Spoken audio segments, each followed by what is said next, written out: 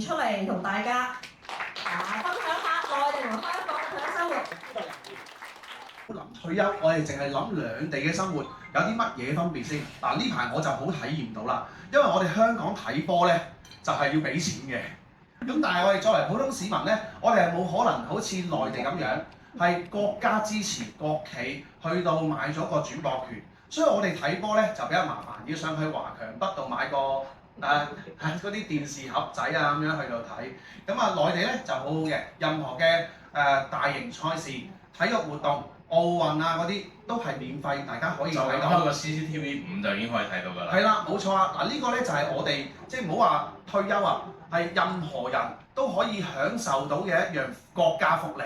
講啲實質例子啊，咁我前嗰 part 就買咗架電動車啦。係。香港入滿一缸電。我一缸油又或者一缸電啦，咁我平時入咧就大概150蚊左右，但係咁港車北上啦，咁我聽説咧，因為我冇做啊，但係我聽説就20蚊一缸油，就已經爭好遠㗎。係30-40蚊咯，即係20蚊咋？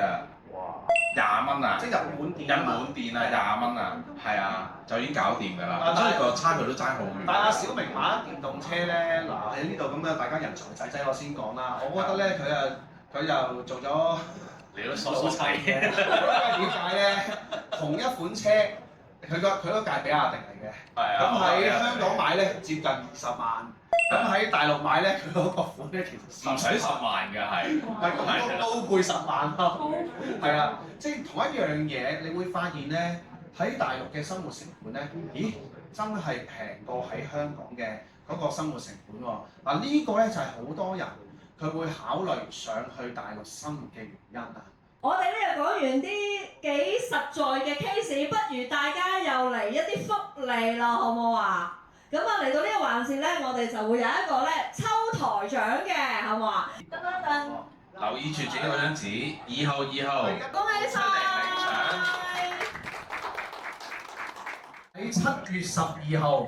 咁我哋會搞一個咧惠州嘅考察睇樓團，咁啊大家如果真係對嗰個地方啊有疑問啊，想去感受一下當地嘅環境係點樣，睇下澳頭以前係一個叫做魚市場嘅地方，走私嘅地方，而家係好靚，而家真係好靚啊！喺龍柏，即係我哋今次發展商啦，贊助嘅發展商啦，和我哋嘅龍柏嗰個屋苑啦，去到海邊。